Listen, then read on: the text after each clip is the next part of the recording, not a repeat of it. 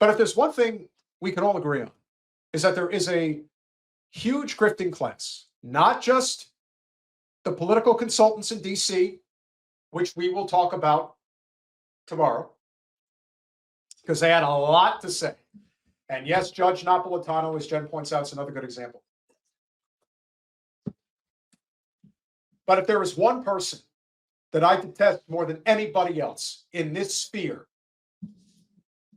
who is as big a jackass as anybody I've ever heard, and who is as condescending as anybody I've ever heard, it's David Pakman. He's as bad as it gets. And Pacman is as bad as it gets for a number of reasons. There's a lot of other people that are out there that do this, that suck to high heaven as well. But he is on a certain level of suck that I cannot even put into just a couple of words. It is a plethora of different references to describe this boy, because that's what he is. He's a boy. He is representative of that sort of femme male, liberal, elitist fuck who would never pick up a weapon to defend this country, couldn't physically defend himself against a guy even half his size. And he's the first person to say that we should go to war, as he's always done, specifically starting back in 2017, that we should have invaded down in, Venezuela and get the oil. And this is some guy that people actually want to listen to. Forget the fact that he's a genocidal maniac. And of course, again, not a surprise. But here's a person who somehow has a huge channel. And what does he do? All he does is basically talk about how Trump is a fascist and going to end the world, and how the Democrats have to win, and they're the good people. But this is a person who has no mission. He has no morals. It's a grift. It's a career, and he's made quite a career out of what he's doing. He is making a lot of money. A lot of money. Like hundreds of thousands of dollars a year, maybe more.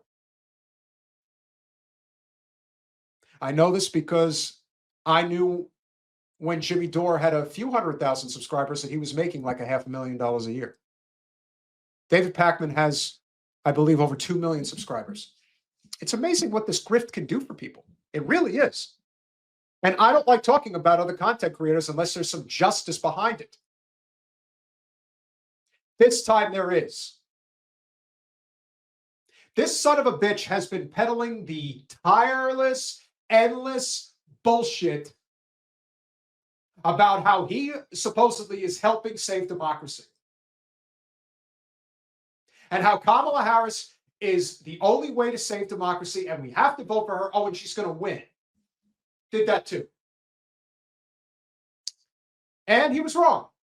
Dead wrong. And I think a lot of people that were supporting his channel really believed in the bullshit that he was selling. But it hurt his ego. It hurt it very badly. He couldn't take it. So what does he do?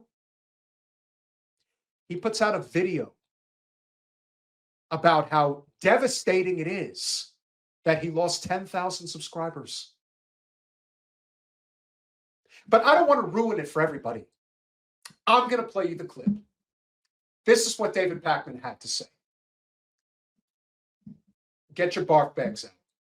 When I woke up this morning, we had lost 5,000 YouTube subscribers. That's a shame. It should have been 50,000. Compared to where we were last night. Now, the first thing I thought was, is this a glitch? We've been on YouTube for 15 years or something like that.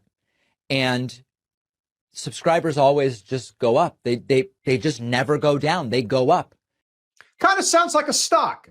Kind of sounds like the stock market, right? Because it always goes up. It can't possibly go down. Our housing prices can only go up, can't go down. And this is a guy, my God, it just, his expression, the turtleneck, everything, or excuse me, the zip up. He is the embodiment of upper class liberalism. And of course, he's in the Boston area of Massachusetts. So that should come as no surprise. Elitist to the hilt and completely in the bubble, complaining about, I lost 5,000 subscribers. That's not supposed to happen to me. I play the game. I do everything right. I suck up to the Democratic Party establishment and I shit on working people. What more am I supposed to do?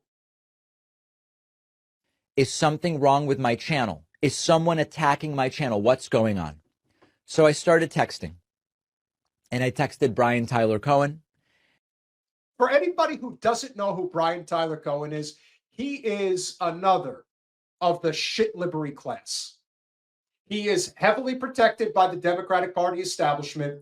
He is another person who's basically associated with the Pod Save America guys. They are all adjacent to DC bureaucracy, punditry, you name it, within the Democratic Party. This is who these soy boys are. He's got more names. He ain't done. And I texted Tyler Cohen and Brian Cohen and Brian Tyler, all of them. I texted all of them. He texted all of the Cohens, and we'll just leave it at that. I texted Jesse Dollemore. I texted Luke Beasley and Farron Cousins and Sam Cedar. What do all of these guys have in common? I'll let you decide. And every single one of our channels since last night is hemorrhaging subscribers. What is it that is going on? Here is a graphic. As you can see, subscribers just go up, up, up, up, and they are down. It is not just YouTube subscribers. We are seeing record cancellations of paid memberships. Record cancellations. I think this calls for a celebration. Jen, I would do a bong hit right now if I were you. Hopefully this is the start of a trend. I hope it doesn't stop. I really don't. Because the way he's made his money is basically through the pain and suffering of other people. He does not give a shit about anybody but himself. If this doesn't spell it, I don't know what does. The idea that he's doing a mea culpa over losing 5,000 to 10,000 subscribers on a 2 million subscriber channel with God knows how much fucking money he makes with Patreon, makes with advertising, makes with clips. This guy is living a good fucking life. He takes the slightest hit. He's not going to know what the fuck to do. And he makes a video like this. I hope his channel goes into the fucking toilet. It won't, but it should. These are the people that keep the show running.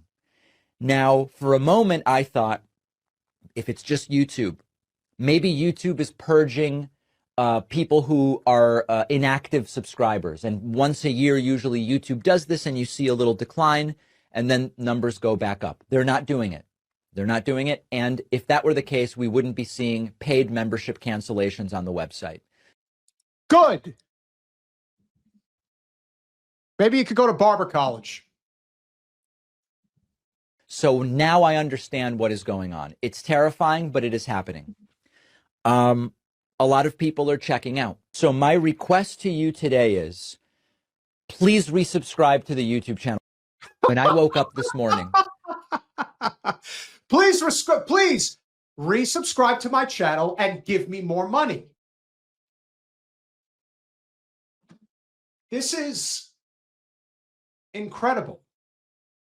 And the reason it's incredible is because he's doing this and Trump just got reelected. Don't you have a resistance crowd that you need to play to for the next 4 years?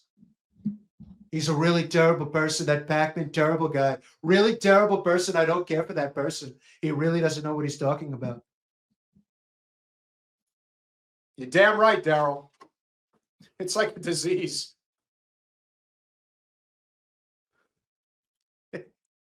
Ethan, I believe you're new to my channel, our channel. But yeah, that's an interesting comparison. And Bridget, that's on purpose. The lack of insight is on purpose. He is just like Sonny Houston, only he's on YouTube and she's on ABC. That's the difference. They both think exactly the same.